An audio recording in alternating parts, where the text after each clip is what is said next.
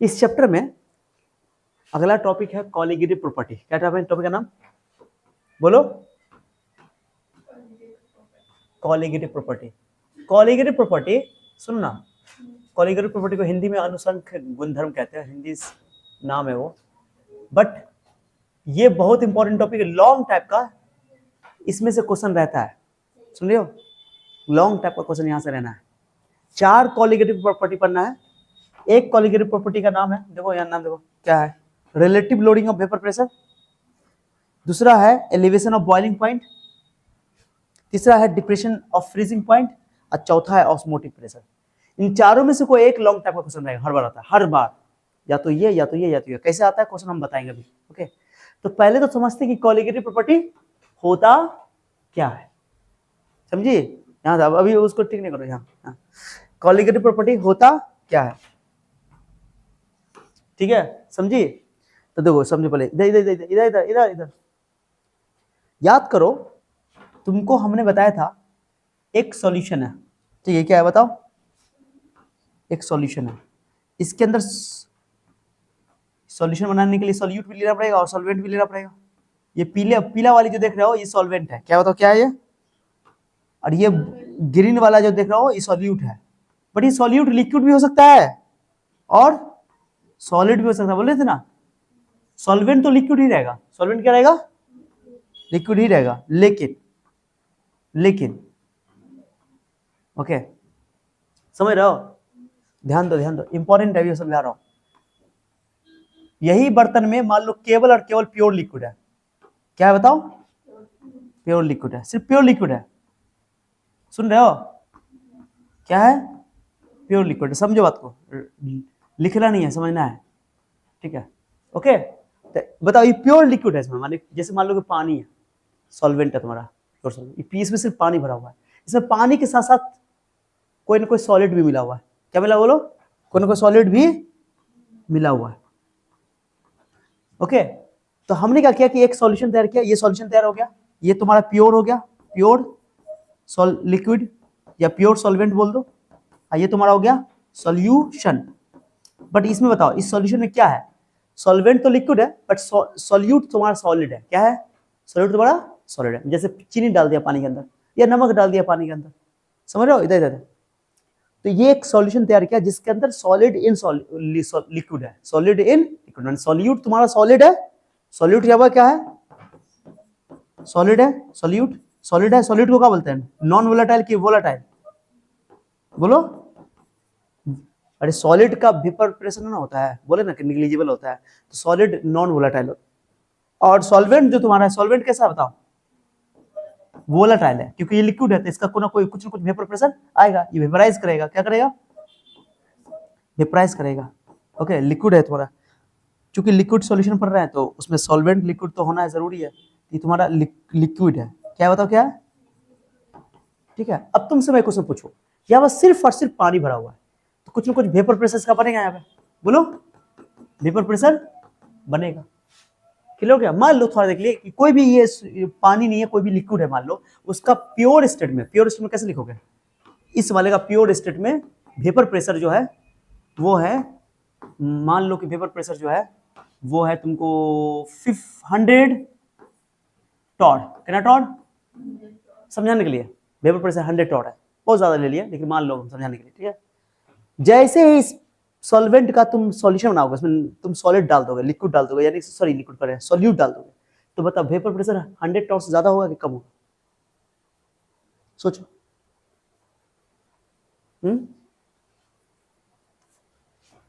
Pure liquid है, ये pure solvent है। प्योर सॉल्वेंट में वेपर बना तो बहुत वेपर बना वेपर बना।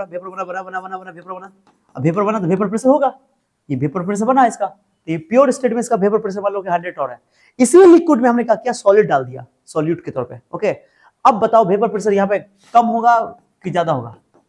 लेता चलिए बोलो, कम होगा कि ज्यादा होगा? ज्यादा होगा कि कम होगा? कॉमन सेंस लगा, तुम सोचो पहले बताओ। इस एक सरफेस के वेपर कहां से उठता है? वेपर कहां से बनता है? उसका सरफेस है ना। हाँ, अब यहाँ पे मान लो कि कोई सॉल्वेंट है, तो सॉल्वेंट के पार्टिकल ये भी, सॉल्वेंट के पार्टिकल ये भी, सॉल्वेंट के पार्टिकल, सुनो ये भी सॉलिड का पार्टिकल, ये भी सॉलिड का पार्टिकल, ये भी सॉलिड का पार्टिकल, सब वेपर बनेगा। मान लो कि सरफेस के ऊपर मान लो 100 मॉलिक्यूल है, कितना मॉलिक्यूल है? 100 के 100 मॉलिक्यूल वेपर बनेगा। बट यहाँ पर जैसे तुमने उसमें सॉल्यूट डाल दिया, यानी कि लिक्विड डाल दिया, क्या डाल दिया, सॉरी सॉलिड डाल दिया, सॉल्यूट डाल दिया ना, तो सॉल्यूट तुमने डाल दिया, तो अब जो इसके जो सरफेस पर है, उस सरफेस पे केवल सॉल्वेंट तो नहीं है, सॉल्वेंट के साथ साथ क्या है, सॉल्यूट भी है।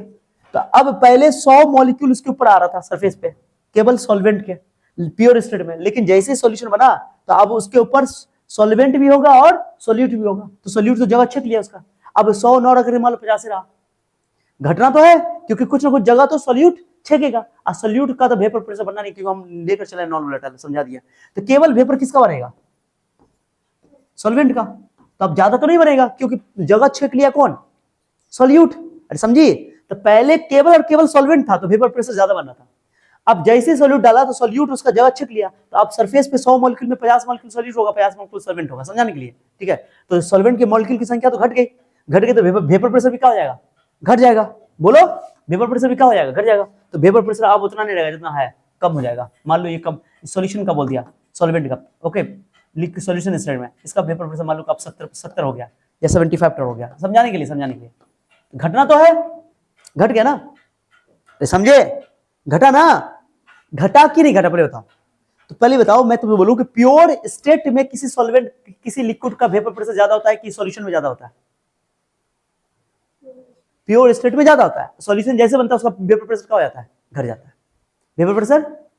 तो जब भी किसी सॉल्वेंट में एक नॉन वोलेटाइल सॉल्यूट ऐड करेंगे तो उसके वेपर प्रेशर में बोलो कमी आ जाती है। क्या आ जाती है, कमी। अच्छा, अभी 75 हुआ, ओके, मैं तुमको बोलूं, मैं एक क्वेश्चन तुमसे पूछता हूं, चलो। मैंने कहा क्या कि इसमें सॉल्यूट मैंने 25 डाल दिया, कितना डाल दिया, 25 पार्टिकल डाल दिया, ओके। तो 100 में से 25 पार्टिकल उसके ऊपर आया, मान लो, समझाने के लिए बोल रहा हूं। अब 75 पार्टिकल सॉल्वेंट का है, ओके, तो 75 तक आ गया। अब मैं क्या करूं कि सॉल्यूट और ऐड कर दूं, इसमें और सॉल्यूट ऐड कर दूं, तो अब और यहाँ पे सॉल्यूट का पार्टिकल की संख्या बढ़ेगी। सॉल्यूट का पार्टिकल की संख्या अगर बढ़ेगी तो यहाँ पर सॉल्वेंट के पार्टिकल की संख्या घटेगी, तो वेपर प्रेशर और घट जाएगा। अब 75 से क्या हो जाएगा, 50 हो जाएगा। तो सॉल्यूट तुम ऐड करते जाओगे, सॉल्यूट ऐड करोगे, सॉल्यूट को इसमें डालते जाओगे, तो क्या होगा, ऊपर सरफेस के ऊपर सॉल्वेंट के पार्टिकल की संख्या घटती जाएगी और वेपर प्रेशर क्या होता जाएगा, घटता जाएगा। कुछ समझ आ रहा है मैं क्या बोल रहा हूं? तो वेपर प्रेशर कम घटेगा कि ज्यादा घटेगा? घटेगा तो तय है कि जब भी तुम एक प्योर सॉल्वेंट के अंदर सॉल्यूट ऐड करोगे, जो उसमें मिलाओगे, मिक्स करोगे, तो वेपर प्रेशर तो घटेगा, वेपर प्रेशर ओवरऑल सॉल्यूशन का घट जाएगा, ओके।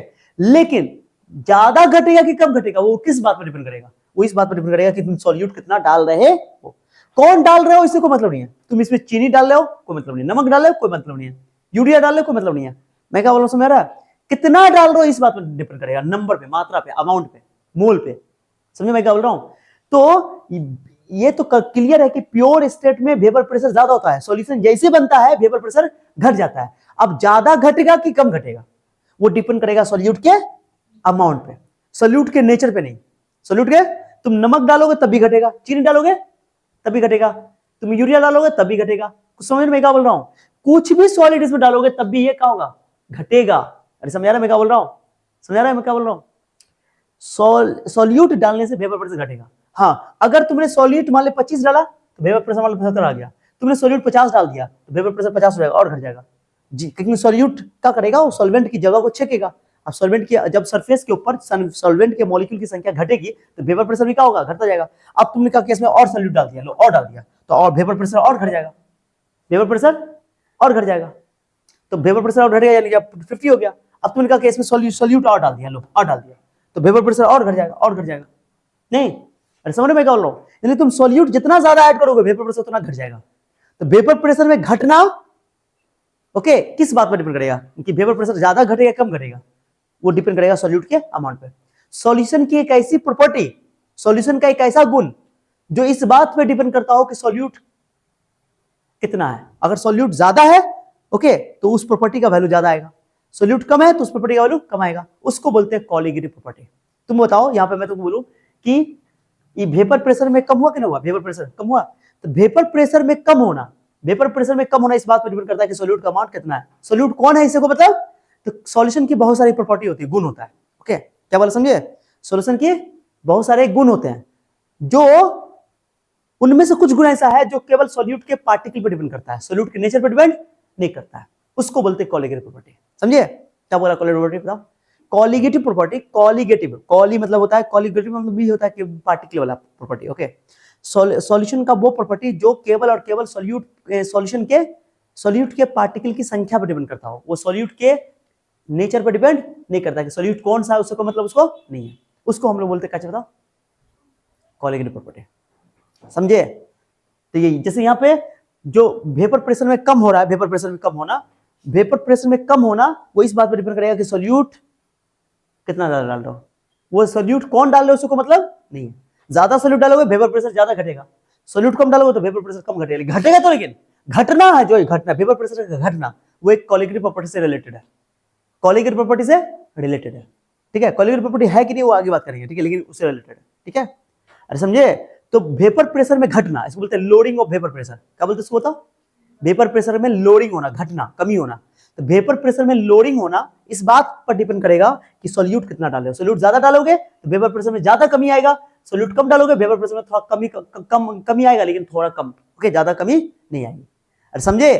तो सॉल्यूशन की वो प्रॉपर्टी, वो गुण जो इस बात पे डिपेंड करता है कि सॉल्यूट का पार्टिकल की संख्या कितनी है, सॉल्यूट के नेचर पर डिपेंड ना करे, उसको बोलते हैं हम लोग कॉलीगेटिव, बोलो, प्रॉपर्टी। पहला कॉलीगेटिव प्रॉपर्टी हम लोग पढ़ने वाले आगे। चल पहले बताओ क्या लिखा हुआ, बताओ।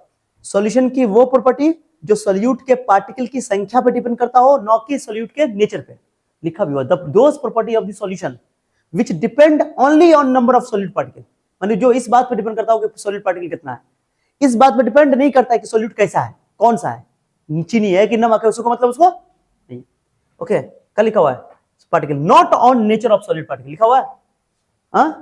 तो सॉल्यूशन की वो गुण, किसी कॉलीगेटिव सॉल्यूशन का कॉलीगेटिव प्रॉपर्टी क्या है? किसी सॉल्यूशन का वो प्रॉपर्टी है जो सिर्फ और सिर्फ उसमें पड़े सॉल्यूट पार्टिकल की संख्या पर डिपेंड करते हो, उसके नेचर पर डिपेंड न करते हो, उसको बोलते हैं कॉलीगेटिव प्रॉपर्टी। नाम है, हिंदी भी देखो कितना गजब नाम है, अनुसंख्य गुणधर्म। अनु मतलब पार्टिकल, संख्य मतलब संख्या, माने ऐसा गुण जो पार्टिकल की संख्या पर डिपेंड करता हो, सॉल्यूट पार्टिकल के संख्या पर। क्लियर हो गया? अरे क्लियर हुआ? क्लियर हो गया? क्लियर हुआ? कॉलीगेटिव प्रॉपर्टी बोलो। सॉल्यूशन का वो property,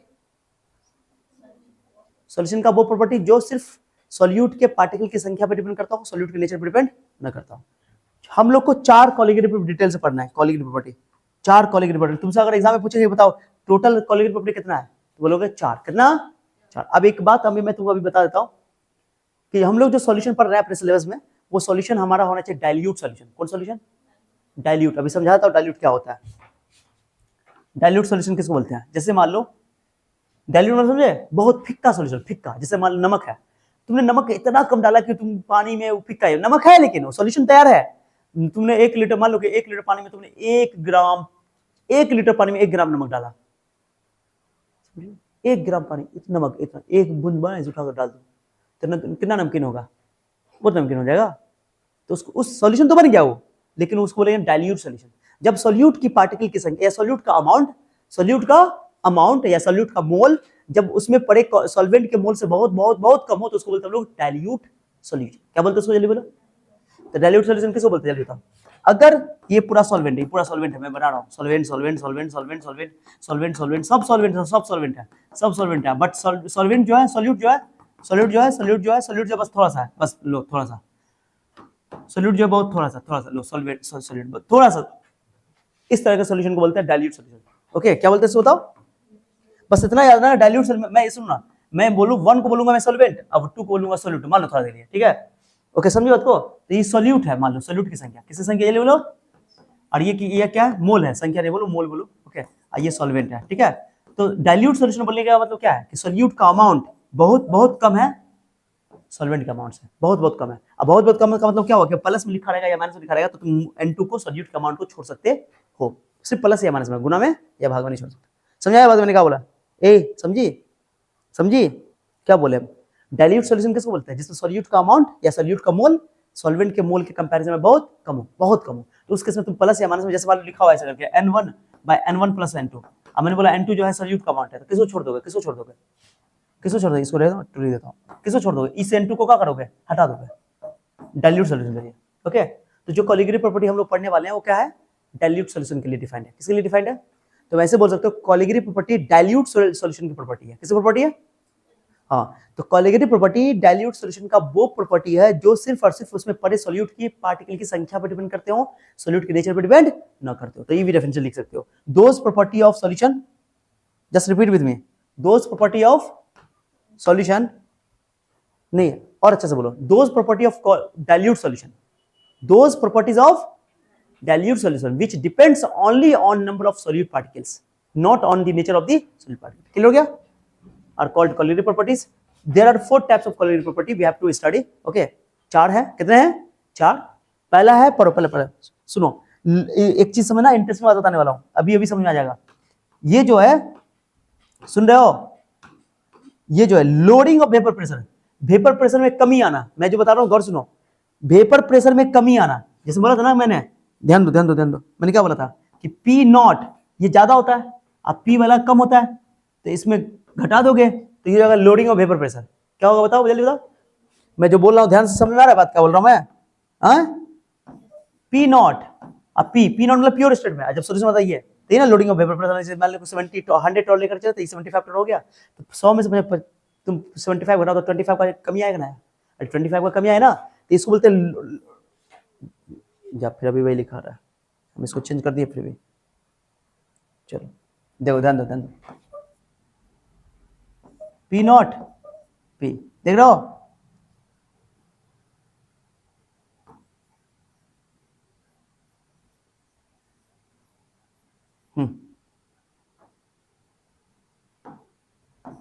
P not, P, okay, P not क्या है?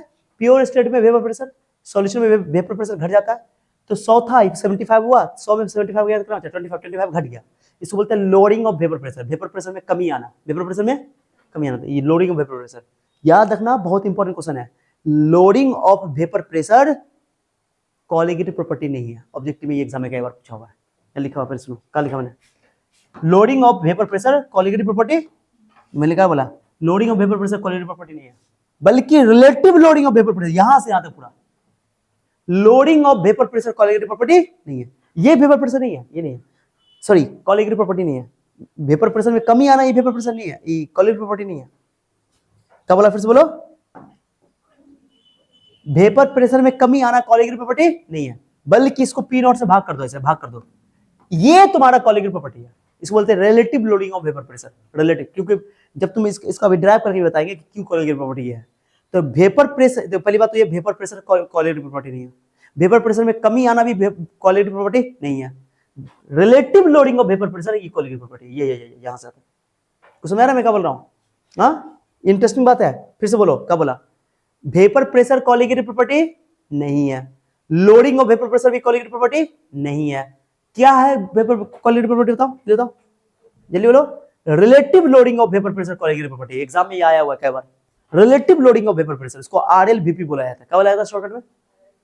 तो पहला कोलिगेटिव प्रॉपर्टी का नाम बताओ,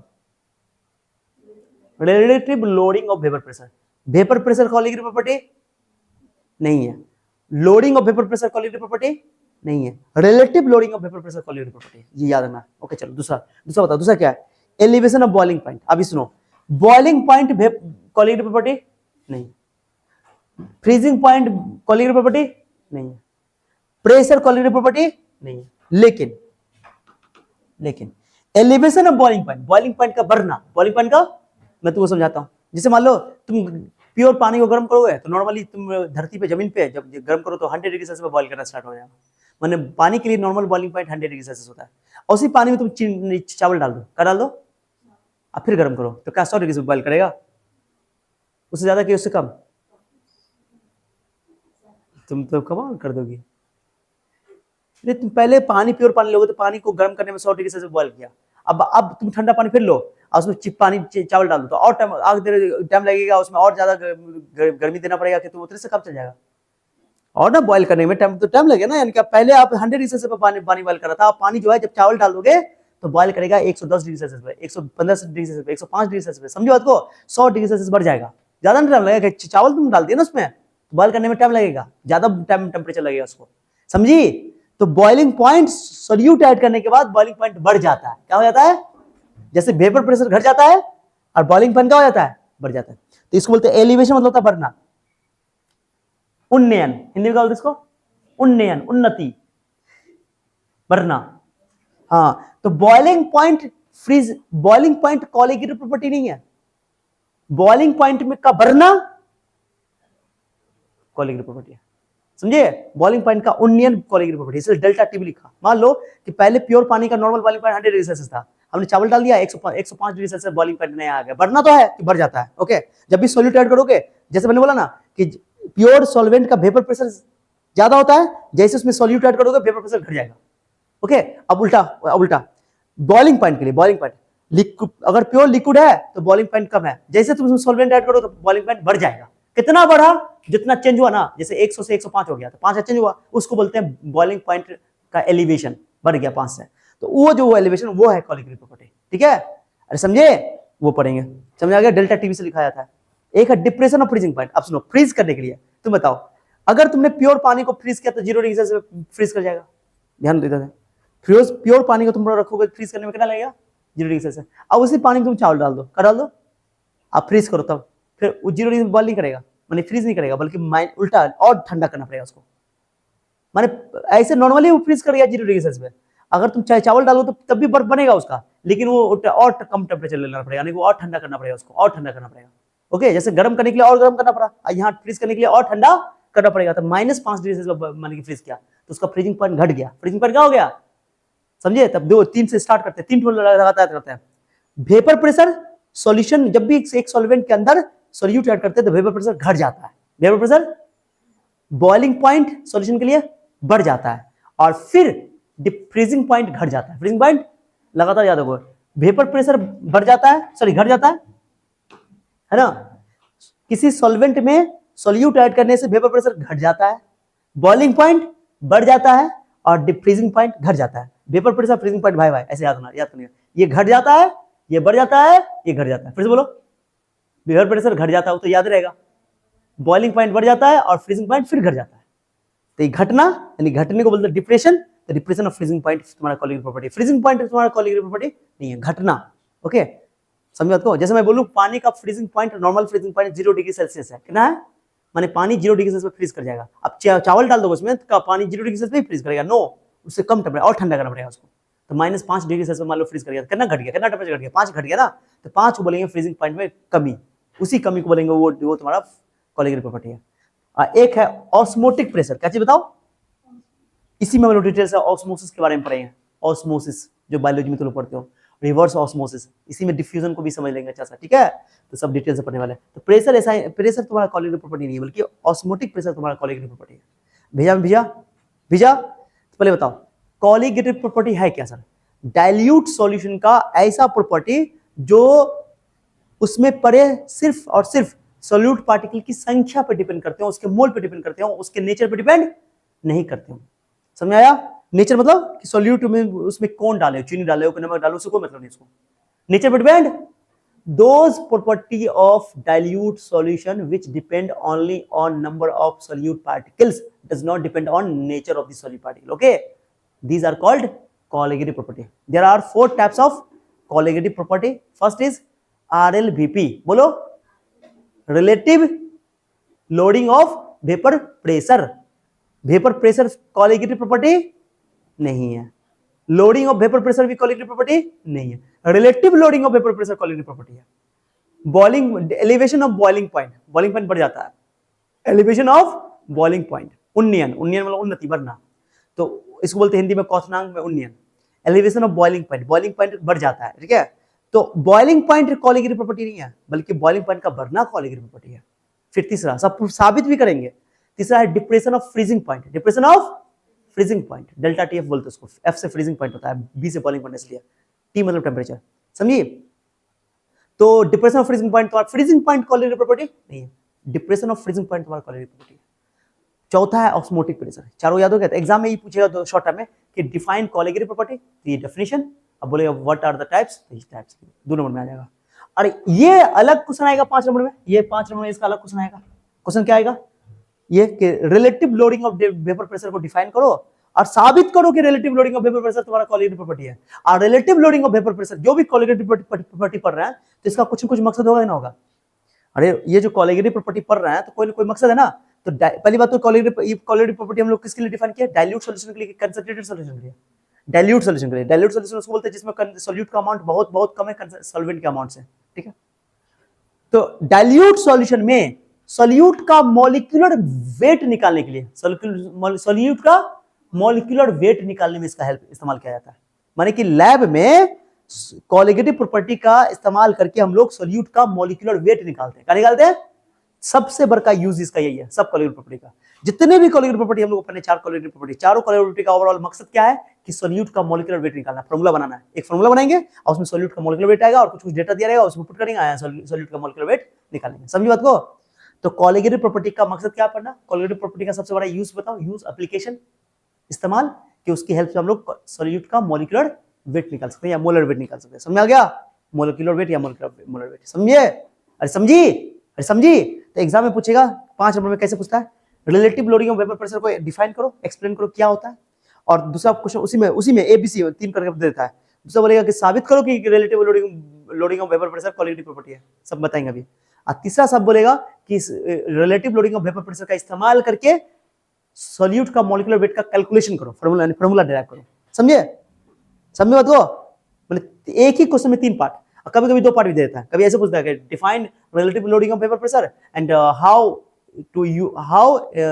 calculate the molecular weight of the solute using it, माने इसका इस्तेमाल करके कैसे यूज बनाओगे। और उसमें तुमको ये नहीं पूछा कि साबित करोगे, माने फिर भी तीनों काम कर लेंगे हम लोग, चाहे कुछ भी पूछे, ठीक है। 5 नंबर में आता है, लॉन्ग टर्म में आता है, बोर्ड एग्जाम में। समझी? वही बात फिर इसके लिए, define relative loading, define elevation of boiling point and prove that या show that the elevation of boiling point is colligative property and how to calculate molecular weight of solute using elevation of boiling point। समझे? फिर depression of freezing point, सबका इस्तेमाल समझा गया। तो colligative property क्या होता है, बहुत ही डिटेल से बात कर लिया। कॉलिगेटिव प्रॉपर्टी का इस्तेमाल क्या है, किसके लिए, सर डाइल्यूट सॉल्यूशन के लिए क्या इस्तेमाल है, तो मॉलिक्यूलर वेट सॉल्यूट का निकालना है इसके साथ। चलो अब ये कॉलिगेटिव प्रॉपर्टी में एक थोड़ी सी एक इसमें कैचअप है। पहले एक तो बता दिया डाइल्यूट सॉल्यूशन के लिए, ठीक है। दूसरा सुनो, जी के भी ज्ञान की बातें, कॉलिगेटिव प्रॉपर्टी सिर्फ और सिर्फ सॉल्यूट पार्टिकल की संख्या पर डिपेंड करता है, वो नेचर पर डिपेंड नहीं करता। नेचर मतलब सॉल्यूट तुम चीनी डाल लो कि नमक डाल लो, उसको मतलब नहीं है। बट यहां पर याद ना, हम अभी किसके लिए बात कर रहे हैं, सॉलिड इन लिक्विड सॉल्यूशन, माने हमारा सॉल्यूट हमेशा सॉलिड रहेगा, क्या रहेगा, नॉन वोलेटाइल, और वोलेटाइल तुम्हारा लिक्विड रहेगा। कॉलिगेटिव प्रॉपर्टीज का इस्तेमाल क्या है, colligative property are used to determine mainly molecular weight of solute, लिखा ना, mainly the molecular weight of solute. Colligative property का इस्तेमाल करके सॉल्यूट का मॉलिक्यूलर वेट निकालेंगे, कैसे निकालेंगे बताएंगे। दूसरा पॉइंट, तीसरा point, colligative property concentration of solution के डायरेक्टली प्रोपोर्शनल। जितना ज्यादा सॉल्यूशन का कंसंट्रेशन होगा, सॉल्यूशन का कंसंट्रेशन कितना ज्यादा होगा, वो डिपेंड करेगा सॉल्यूट की संख्या पे। सॉल्यूट ज्यादा तो कंसंट्रेशन ज्यादा, पता है कंसंट्रेशन मतलब सॉल्यूट का अमाउंट होता है। तो जितना सॉल्यूट का अमाउंट ज्यादा, क्योंकि सॉल्यूट के अमाउंट पे ही डिपेंड करता है कॉलिगेटिव प्रॉपर्टी। अब कंसंट्रेशन ज्यादा लोगे सॉल्यूट का, मान लो सॉल्यूट का मोल फ्रैक्शन ज्यादा है तो कॉलिगेटिव प्रॉपर्टी ज्यादा होगा। अगर कंसंट्रेशन कम होगा तो कॉलिगेटिव प्रॉपर्टी कम होगा। अरे समझे कि नहीं, समझे। तीसरा, अब सुनो, कॉलिगेटिव प्रॉपर्टी, अब तुम जानते हो कि ये मैं भी बता रहा हूं, कॉलिगेटिव प्रॉपर्टी जो होता है सॉल्यूट के मॉलिक्यूलर वेट के इनवर्सली प्रोपोर्शनल होता है। इनवर्सली मतलब कि जिस भी सॉल्यूशन का, डाइल्यूट सॉल्यूशन का मॉलिक्यूलर वेट सॉल्यूट का कॉलिगेटिव प्रॉपर्टी ज्यादा होगा, कब, जब मॉलिक्यूलर वेट सॉल्यूट का कम होगा। तो सॉल्यूट का मॉलिक्यूलर वेट कम तो कॉलिगेटिव प्रॉपर्टी ज्यादा। समझे? सोचो ना, अगर पार्टिकल की संख्या ज्यादा होगी, माने कि सॉल्यूट के पार्टिकल की संख्या ज्यादा है, तो पार्टिकल की संख्या ज्यादा यानी कि पार्टिकल छोटा छोटा होगा। अरे समझी नहीं, छोटे छोटे पार्टिकल का मास कम। तो सोचो ज्यादा पार्टिकल की संख्या है तो कॉलिगेटिव प्रॉपर्टी ज्यादा। अब ज्यादा पार्टिकल है इसका मतलब एक पार्टिकल छोटा छोटा होगा, तो उसका मास कम होगा, ठीक है। अगर पार्टिकल की संख्या कम है तो कॉलिगेटिव प्रॉपर्टी कम होगा, अब कम है यानी पार्टिकल का साइज बड़ा बड़ा होगा तो मास बड़ा बड़ा होगा। समझे?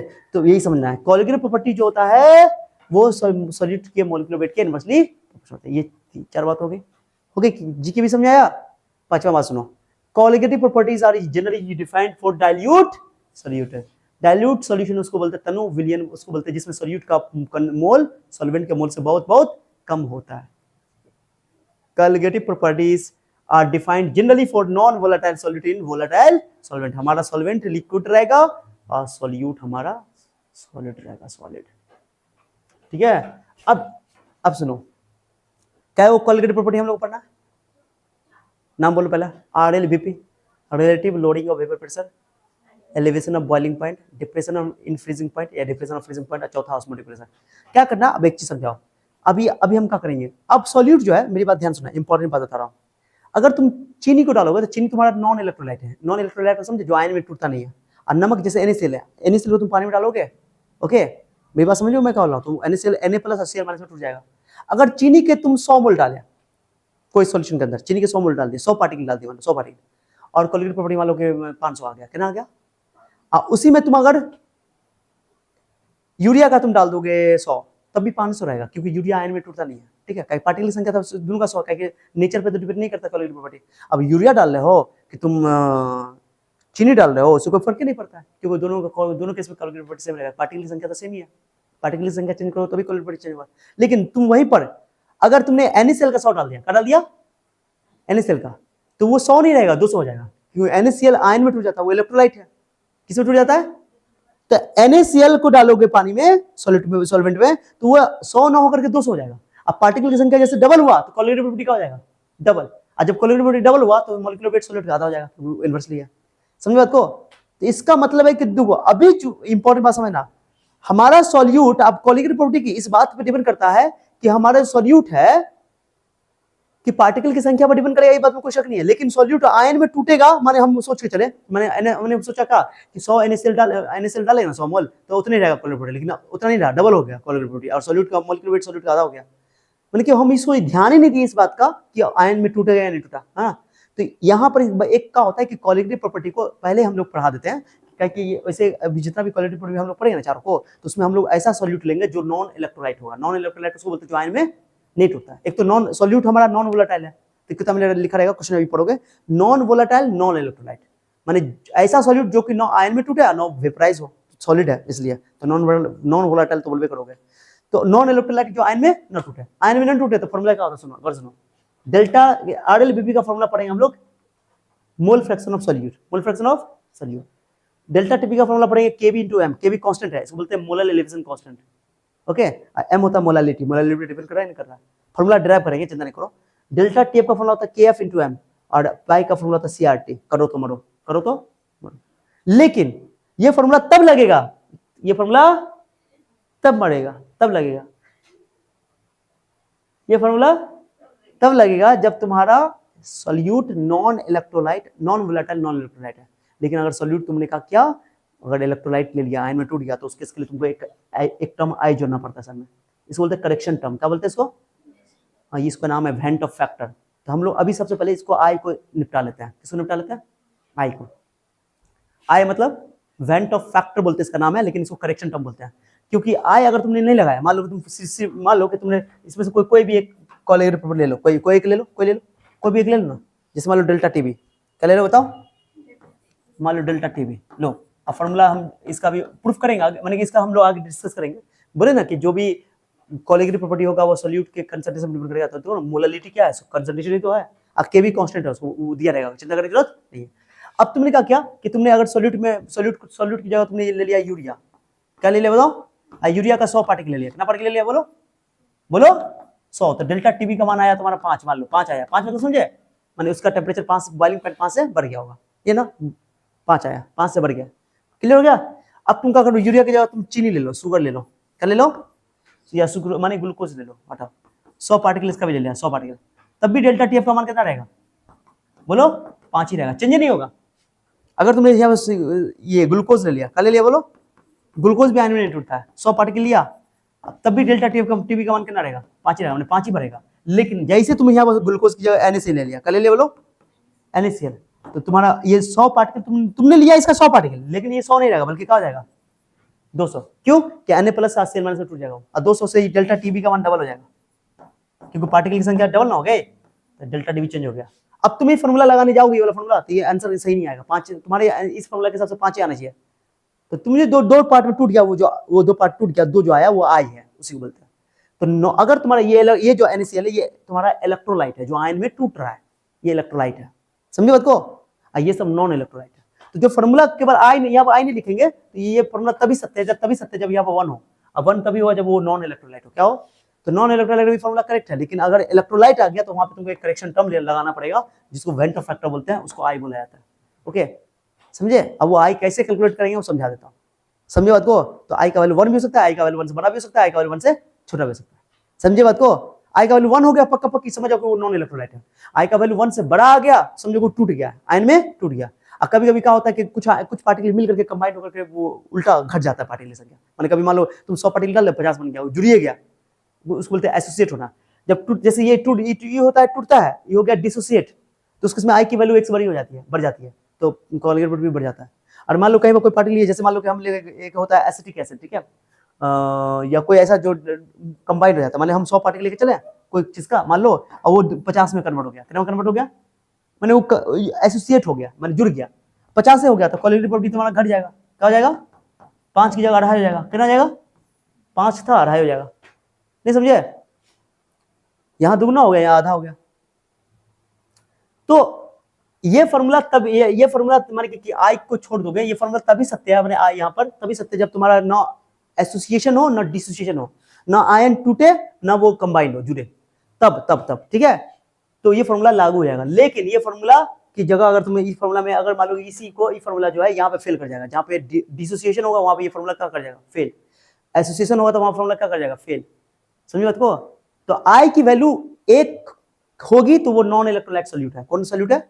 लेकिन आई की वैल्यू 1 से बड़ी या छोटी है, 1 से बड़ी तब आएगी जब टूट जाएगा, डिसोसिएशन हो जाएगा, और आई की वैल्यू 1 से छोटी आएगी जब वो एसोसिएशन होगा, जुड़ जाएगा, ठीक है, तो उस केस में तुमको यहाँ पर आई लगाना पड़ेगा, तभी फॉर्मूला करेक्ट होगा, नहीं तो फॉर्मूला समझ में आता है, उसको बोलते हैं वेंट ऑफ फैक्टर। तो उसको हम लोग पढ़ लेते हैं, अधिकांश हम लोग लोडिंग पेपर पर सॉरी कोलिगेटिव प्रॉपर्टी जो पढ़ेंगे, सारे कोलिगेटिव प्रॉपर्टी हमारा नॉन इलेक्ट्रोलाइट के लिए, किसके लिए? तो उसमें गारंटी का आई की वैल्यू कितनी होती है, 1 होती है, नॉन इलेक्ट्रोलाइट। इलेक्ट्रोलाइट आ गया तो फिर उसमें भी सवाल बनाना पड़ेगा। तो हम पहले तुमको तुम्हारे बुक में एनसीईआरटी में पढ़ेगा क्या, कोलिगेटिव प्रॉपर्टी पहले पढ़ा दिया, और तब लास्ट में वेंट ऑफ फैक्टर को फिर करेक्ट किया, मैंने पहले गलत पढ़ा दिया फिर उसको सही किया, थोड़े ना सही हुआ, पूरा ना सही हुआ। और हम क्या कर रहे हैं, पहले वेंट ऑफ फैक्टर पढ़ा देते हैं और फिर उसको सही करके पूरा परफेक्ट पढ़ लेंगे, कोई दिक्कत नहीं, समझ बात को? और अपना जो भी कोलिगेटिव प्रॉपर्टी पढ़ना है उसमें नॉन इलेक्ट्रोलाइट है, उसमें तो आई का वैल्यू 1 हो ही जाएगा, तो ये फॉर्मूला ये रह जाएगा। भेजा में गया इंट्रोडक्शन दिया है पूरा कंप्लीट, अभी समझा दिया मैंने पूरा डिटेल से। अभी तक इतना लंबा क्लास हुआ, 39 मिनट से केवल यही बक रहे हैं कि कोलिगेटिव प्रॉपर्टी क्या होता है, ठीक है, तब कोलिगेटिव प्रॉपर्टी जाएंगे, तब चलते स्टार्ट करते हैं, वही लिखा हुआ है। तो सही मायने में फॉर्मूला क्या है, रिलेटिव लोडिंग ऑफ वेपर से आई लगा देंगे। आई क्या है, van't Hoff factor, correction term. I की वैल्यू 1 होगी तो नॉन इलेक्ट्रोलाइट, आई की वैल्यू 1 नहीं है, 1 से बड़ी है, 1 से छोटी तो वो इलेक्ट्रोलाइट है, ओके। अब इलेक्ट्रोलाइट आयन में टूट जाता है तो आई की वैल्यू 1 से बड़ी भी हो सकती है, 1 से बड़ी हुई समझ आओ डिसोसिएशन हो गया, आयन में टूट गया। और आई की वैल्यू 1 से छोटी हो गई तो यानी कि एसोसिएशन हो गया, एसोसिएशन मतलब जुड़ गया, क्लियर? डेल्टा टी भी आई के भी, बस आई लगा देना सब में, आई बस हो गया। फॉर नॉन इलेक्ट्रोलाइट जो आयन में नहीं टूटता है, नॉ एसोसिएशन नॉट डिसोसिएशन, और नॉन वोलेटाइल तो है ही है, तो सॉलिड है जिसका वेपर प्रेशर हो, तो आई की वैल्यू 1 हो जाती है, तो relative lowering of vapour pressure x भी मोलेक्युलर वेट ऑफ सॉल्यूट, और डेल्टा टी बी के बी एम आई का वैल्यू 1 डेल्टा टी बी, ये फॉर्मूला हम लोग ये पढ़ने वाले हैं नॉन इलेक्ट्रोलाइट के लिए। तुम्हारे एग्जाम में एक क्वेश्चन पूछा भी हुआ है कि नॉन इलेक्ट्रोलाइट रिलेटेड कोलिगेटिव, चारों कोलिगेटिव प्रॉपर्टी पढ़ना हम लोग को, ठीक है। लेकिन अगर इलेक्ट्रोलाइट आ गया तो क्वेश्चन सब बनेगा इस पे, तो इसलिए हम पहले पढ़ा लें, समझ में आ गया? तो आप चलो आप फॉर्मूला को करेक्ट करेंगे, फॉर्मूला आगे पढ़ेंगे। वेंट ऑफ फैक्टर, कोई पूछे वेंट ऑफ फैक्टर क्या है तो बोलो करेक्शन टर्म है, ओके, करेक्शन टर्म है। जब इलेक्ट्रोलाइट आ जाता है तो उसके इसमें तो देखो इट इज करेक्शन टर्म। अभी कैसे निकालते सुनो, एग्जांपल समझाती है, एनसीईआरटी का एग्जांपल सीधे उठा के रखे हैं। ये केसीएल क्या है तुम्हारा, ये क्या है, ये सॉल्यूट है कि सॉल्वेंट है? केसीएल सॉल्यूट है कि सॉल्वेंट है? सॉल्यूट है, हम बोले तो जो भी केमिकल का फॉर्मूला तो सॉल्यूट होता है, ये सॉल्यूट है, और ये तुम्हारा सॉल्वेंट तो पानी तो दिखाई हुआ देख सकते हैं। 1 kg पानी है, 1 kg सॉल्वेंट है, और उसमें केसीएल जो है वो केसीएल का 1 मोल डाला हुआ है, तो बता मोलैलिटी कितना हो, मोलैलिटी क्या होता है, 1 kg सॉल्वेंट में कितना मोल सॉल्यूट का है, तो सॉल्यूट का इस सॉल्यूट का एक ही मोल तो ले लिया, 1 ही मोल 1 kg सॉल्वेंट है तो 1 ही हो गया मोलैलिटी। मोलैलिटी कितना हो गया 1, तो इसकी मोलैलिटी 1 है, कितना है? आपको बच्चा क्या सोचेगा, सर इसका मोलैलिटी 1 है, मोलैलिटी 1 है, और हम तुमको बोले ऐसा के हम इसका केबी का मान दे देते हैं, इसका केबी का मान बोलो, केबी का मान सॉल्वेंट के लिए 0.52 दिया हुआ है, क्वेश्चन में दिया रहेगा, चिंता नहीं करना। अब कोई बोले इसका निकालो, ये क्या चीज, इसका कोलिगेटिव प्रॉपर्टी निकालो, डेल्टा टीबी निकालो, केबी दिया ना तो डेल्टा टीबी निकालो, तो डेल्टा टीबी निकालो, कैसे निकालोगे सर? डेल्टा टीबी का फॉर्मूला क्या पढ़ते हैं, कब प्रेशर केबी इनटू एम, पढ़े ना पढ़े? तो मोलैलिटी तो निकाल लिया, मोलैलिटी 1 ही है, तो केबी का मान 0.52 और आंसर 1, तो आंसर हो जाएगा 0.52, ये ना हुआ। लेकिन ये आंसर गलत है कि सही है? गलत क्यों है? क्योंकि हम ये सोच चले कि ये केसीएल एक सिंगल यूनिट है, सिंगल पार्टिकल है, लेकिन ये केसीएल तो पानी में जाएगा, सॉल्वेंट में जाएगा तो आयन में टूट जाएगा। K प्लस HCl माइनस, तो इसका एग्जैक्टली आंसर जो अगर एक्सपेरिमेंटल देखेंगे तो आंसर आएगा 0.52 को 2 से गुना करो तो आंसर आएगा 1.02, कितना 1.04, कितना आंसर आएगा? तो एग्जैक्ट जो कॉलीगेटिव प्रॉपर्टी आएगा कितना आएगा? 1.04 आएगा। ये इसलिए हुआ क्योंकि हमने इस बात का ध्यान नहीं रखा कि ये जो इलेक्ट्रोलाइट है ये जो केमिकल दिया हुआ सॉलिड जो दिया हुआ वो इलेक्ट्रोलाइट है। अगर नॉन इलेक्ट्रोलाइट होता तो वही आंसर आया था, इसलिए फॉर्मूला गलत लगा दिया। यहीं पर आई लगाते हैं, क्या लगाते बताओ? तो फॉर्मूला सही होता तो आई इक्वल टू लेते 2 से गुना करते आंसर आया था। ये चीज समझ में आया? अरे आया? तो ये चीज है, तो वही चीज मैंने यहाँ पे एग्जांपल समझाने की कोशिश, बोलो कोशिश कि मैं लिखा हुआ देखो सीपी, सीपी मतलब कॉलीगेटिव प्रॉपर्टी, सीपी मतलब डेल्टा टीबी का फॉर्मूला केबी, डेल्टा टीबी निकाल रहा है केबी इंटू एम, केबी का वैल्यू 0.52 और एम का वैल्यू मोलैलिटी एक ही होगा क्योंकि मोलैलिटी है ना एम, तो एक मोल सॉल्यूट है 1 केजी सॉल्वेंट है तो वही मोलैलिटी हो जाएगा। भाई number of moles of solute present पर केजी ऑफ सॉल्वेंट आता नहीं है, हम पहले बोलते हैं मोलैलिटी बहुत यूज होता है, मोलैलिटी बहुत यूज होता है, पूरे चैप्टर में इस्तेमाल होगा, पहले बोल देते हैं, तो एकदम याद होना चाहिए सब अच्छा से। तो मोलैलिटी का वैल्यू 0.5, ये कॉलीगेटिव प्रॉपर्टी आया। जब हमने इसको मैच किया एक्सपेरिमेंटल वैल्यू से तो मैच नहीं किया, एक्सपेरिमेंटल आया 1.04, तो हमने कहीं ना कहीं गलती कर रहे हैं। तो भाई तो ये हो गया कैलकुलेटेड, ये क्या हो गया? इसको बोलते हैं कैलकुलेटेड या थ्योरेटिकल वैल्यू। क्या बोलते हैं इसको? माने कॉलीगेटिव प्रॉपर्टी का एक कैलकुलेटेड वैल्यू है या थ्योरेटिकल वैल्यू है 0.52, ओके। और हमने ऑब्जर्व देखा, माने कि एक्सपेरिमेंट करके देखा, ऑब्जर्व्ड वैल्यू या एक्सपेरिमेंटल वैल्यू कल वो आया कितना 1.04, जो कि इसका डबल था। डबल इसलिए हुआ क्योंकि ये कितना आया पार्टिकल में टूट जाएगा, इसलिए समझे। तो इसलिए हमको आई निकालना पड़ेगा था। आई निकालने के लिए दो तरीका है, दो आई कैसे, आई को कैसे डिफाइन करेंगे, आई निकालना पड़ेगा। तो भाई लिखा हुआ एक KCl जो टूटा तो K प्लस में, क्योंकि ये स्ट्रॉन्ग इलेक्ट्रोलाइट है, कौन इलेक्ट्रोलाइट है? स्ट्रॉन्ग इलेक्ट्रोलाइट है, पूरी तरह आयन में टूट जाएगा, ओके। तो एक KCl एक K प्लस HCl मतलब दो पार्टिकल हो गया, कितना पार्टिकल हो गया? अब दो पार्टिकल तो मॉलिक्यूलर वेट ऑफ सॉल्यूट, अब सुनो सुनो सुनो, सॉल्यूट का मॉलिक्यूलर वेट निकालोगे तो मॉलिक्यूलर वेट निकालो कितना होगा? पोटेशियम का 39 है, क्लोरीन का 35, 74.5 ग्राम, कितना बताओ? ओके, ये कैलकुलेटेड है, हमने सोचा इतना होना चाहिए, लेकिन जब कॉलीगेटिव प्रॉपर्टी डबल हो गया तो मॉलिक्यूलर वेट सॉल्यूट का आधा हो जाएगा, तो एक्चुअल में देखा गया कितना हुआ। ये हमने थ्योरी से निकाला, आइए एक्सपेरिमेंट से निकाला, ओके। ये हो गया तुम्हारा ऑब्जर्व्ड या एक्सपेरिमेंटल वैल्यू, ओके, सॉल्यूट का। अब सुनो, अब कैसे आई को डिफाइन करेंगे? आई को कैसे डिफाइन करेंगे? तो दो तरीका, आई को आई निकालेंगे ना, आई यहाँ पर दो है, तो आई कैसे निकालेंगे सर? जो तुम्हारा ऑब्जर्व्ड कॉलीगेटिव प्रॉपर्टी है, ऑब्जर्व मतलब जो एक्सपेरिमेंटल वैल्यू उसको ऊपर रखोगे 1.04 को, और जो तुम्हारा थ्योरेटिकल जो तुम थ्योरी से निकाले कैलकुलेट किया उसको नीचे रखो, भाग करो, आंसर दो आएगा, है ना। एक तरीका ये, दूसरा तरीका कि सर एक तो ये, दूसरा तरीका कि जो तुम्हारा ये मास में अगर निकालना चाहते हो तो ये वाला मास को बोलते हैं नॉर्मल मोलर मास। क्या बोलते हैं इसको? ये हो गया तुम्हारा एबनॉर्मल मोलर मास, ठीक है। तो नॉर्मल मोलर मास को एबनॉर्मल मोलर मास से भाग कर दोगे, यही बोलोगे थ्योरेटिकल मोलर मास, और जो तुम्हारा ऑब्जर्व मोलर मास उसको भाग करके आई वाले दो उल्टा कर देना, ठीक है। बेट डिफाइन कर दो यहाँ आई की वैल्यू। उसी एग्जांपल को समझाते हैं, ऑब्जर्व्ड कॉलीगेटिव प्रॉपर्टी और calculated colligative property. Observed colligative property मतलब एक्सपेरिमेंटल वैल्यू 1.04 आया था ना, आया था, और कैलकुलेटेड हमने कितना निकाला 0.52, तो भाग किया तो दो आंसर आएगा, आई दो आया ना, सीधी सी बात है। और एक और आई मतलब नॉर्मल मोलर मास। नॉर्मल मोलर मास किसको बोलते हैं? जो नॉर्मल हमने सोच के चला था, नॉर्मल मास कितना था? नॉर्मल 78.5, कितना था? 74.5, ये नॉर्मल मोलर मास है। ये क्या है? Abnormal molar mass. एबनॉर्मल हमने जो नहीं सोचा, एक्सपेरिमेंट से आया, एबनॉर्मल है, घट के आया, क्योंकि कॉलीगेटिव प्रॉपर्टी डबल हुआ है तो कॉलीगेटिव प्रॉपर्टी मोलर मास आधा हो जाएगा, क्योंकि कॉलीगेटिव प्रॉपर्टी सॉल्यूट के मोलर मास के इनवर्सली होता है, बताया था ना। नॉर्मल मोलर मास एबनॉर्मल मास 75.5 में इतना भाग करो तभी दो आया। तो आई को कहते हैं, एक ये तरीका डिफाइन करने का, एक तरीका ये आई को डिफाइन करने का। ये आई है, आई को बोलते हैं वेंट फैक्टर, ये परिभाषित करने का तरीका है। तब मैंने ये लिखा। तीसरा तरीका है, तीसरा तरीका क्या है जानते हो? मैंने आई को तीन तरीके से डिफाइन, सब में आंसर सेम आएगा। एक तीसरा तरीका क्या बताओ? जब वो KCl का हो आयन में टूट गया उसको बोलते हैं डिसोसिएशन। तो डिसोसिएशन का बात करना particles, number of solute particles after dissociation और एसोसिएशन। डिसोसिएशन ये जुड़ने या टूटने के बाद कितना पार्टिकल की संख्या है। अभी टूटा है तो टूटने के बाद क्या पार्टिकल हुआ? दो। अरे KCl पूरी तरह टूट गया ना, हाँ, K प्लस में, और तो क्या वो पार्टिकल बन गया? दो। तो टूटने के बाद क्या वो पार्टिकल है? जल्दी बताओ, क्या वो पार्टिकल है? दो। और पहले स्टार्टिंग में कितना था? एक। Number of solid particles before dissociation और एसोसिएशन था एक है, तो दो बटा है तभी, है ना। तो आई को कितने तरीके से डिफाइन किया? तीन तरीके से। एक तो कॉलीगेटिव प्रॉपर्टी की हेल्प से ऊपर रखोगे, जो ऑब्जर्व्ड कॉलीगेटिव प्रॉपर्टी होगा एक्सपेरिमेंटल उसको ऊपर रखोगे, और जो तुम्हारा थ्योरेटिकल है उसको नीचे भाग करोगे तभी आएगा आई। दूसरा कि मोलर मास के टर्म में ऊपर लिखोगे नॉर्मल मोलर मास, नीचे लिखोगे एबनॉर्मल मोलर मास, भाग करो तब आ जाएगा। तीसरा कि डिसोसिएशन या एसोसिएशन के बाद जो पार्टिकल बना है उसको ऊपर रखोगे, जितना टोटल था वो शुरू में नीचे रखो, आई निकल जाएगा। ये आई की वैल्यू 2 आई है, इसलिए ये वेंट ऑफ फैक्टर है। अब यहाँ पर वेंट ऑफ फैक्टर को मैंने ये क्या है, ये एबनॉर्मल मोलर मास, माने जो घट के या बढ़ के आएगा। डिसोसिएशन होगा, आयन में टूटेगा तो पार्टिकल की संख्या बढ़ जाएगी, कॉलिगेटिव प्रॉपर्टी बढ़ जाएगी तो मोलर मास घट जाएगा। अभी घटा ना, और मान लो कहीं पर पार्टिकल जुड़ गया, एसोसिएट हो गया तो आई की वैल्यू घट जाएगी, ओके, कॉलिगेटिव प्रॉपर्टी घट जाएगी और मोलर मास बढ़ जाएगा। मैं लिखा the mass of solute which is increase, mass बढ़ेगा कब, जब एसोसिएशन होगा, और मास घटेगा कब, जब डिसोसिएशन होगा। मास इंक्रीज और डिक्रीज ड्यू टू एसोसिएशन और डिसोसिएशन। लिखा हुआ अच्छा से देखो, इंक्रीज लिखा गया किसके सामने, एसोसिएशन के सामने। जब एसोसिएट होगा तो पार्टिकल की संख्या घट जाएगी, पार्टिकल की संख्या घटेगी तो कॉलिगेटिव प्रॉपर्टी घटेगा, और कॉलिगेटिव प्रॉपर्टी घटेगा तो मोलर मास बढ़ेगा। ठीक है, इज कॉल्ड नॉर्मल abnormal, कहाँ गया, then normal molar mass is called abnormal mass, है ना। माने नॉर्मल मोलर मास से या तो वैल्यू बढ़ जाए या तो घट जाए, उसको बोलते हैं abnormal मोलर मास।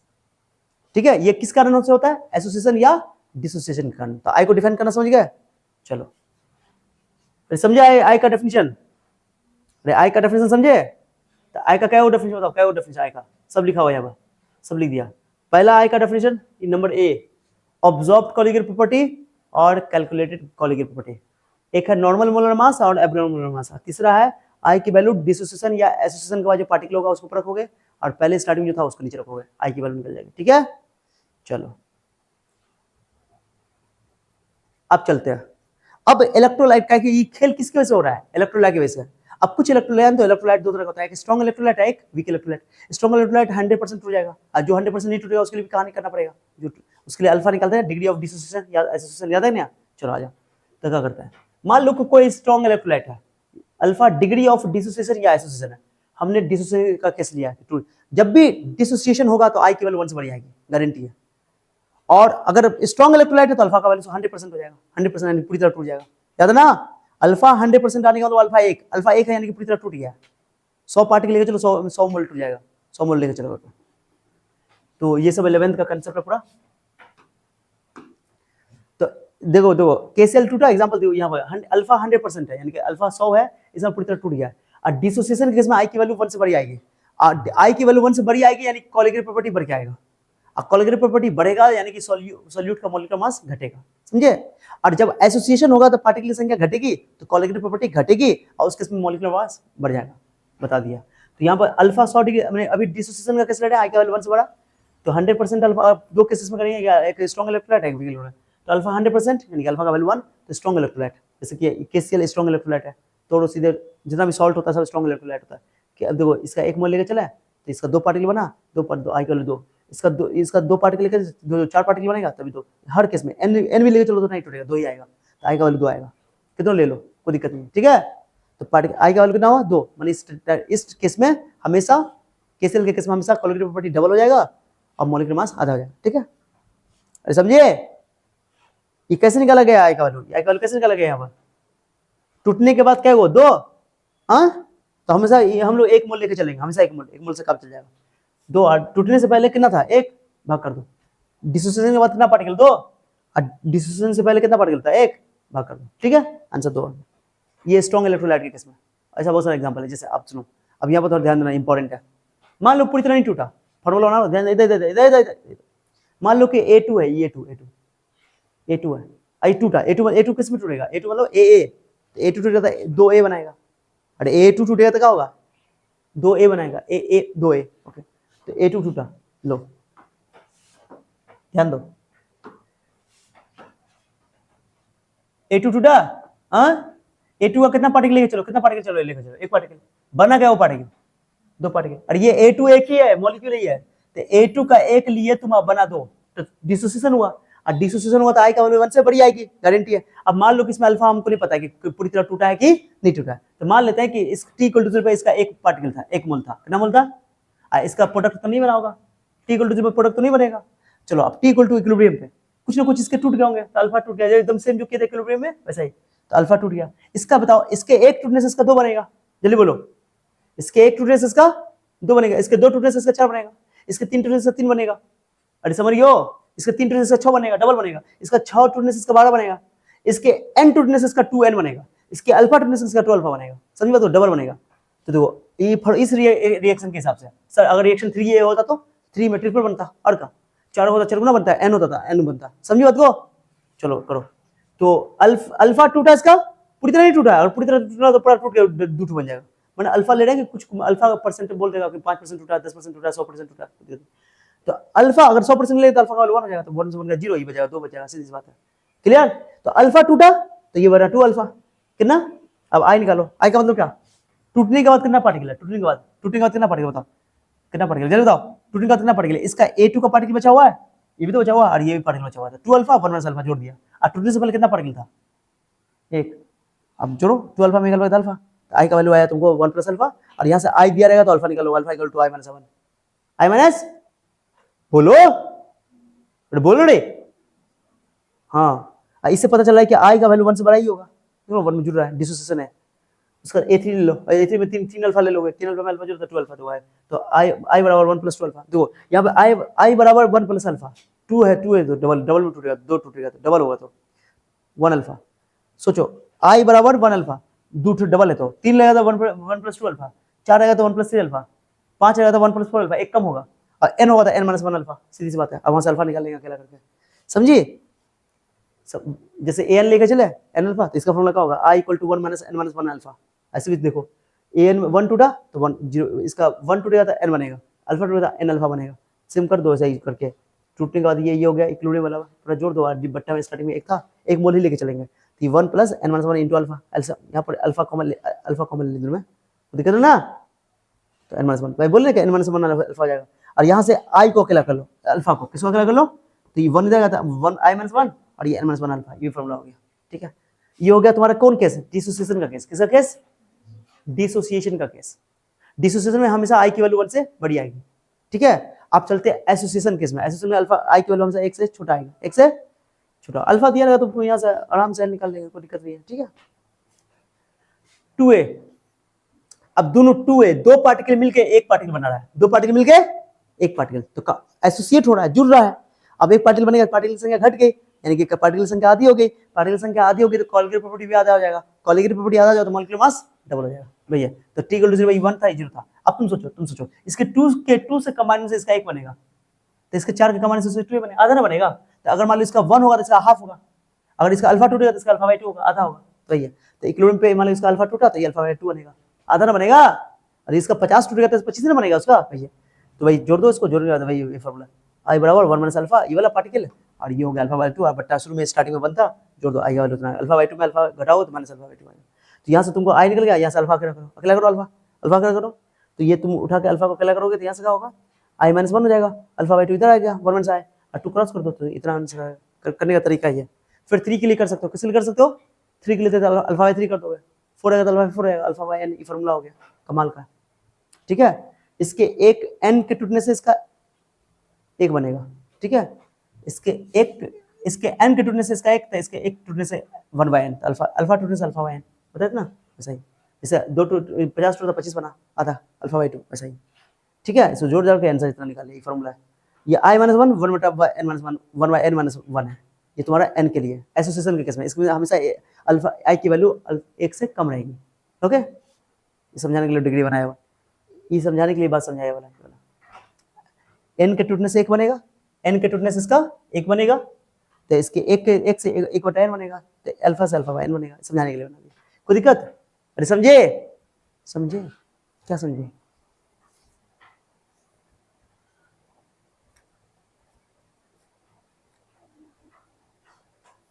तो वेंट ऑफ फैक्टर समझ में आया?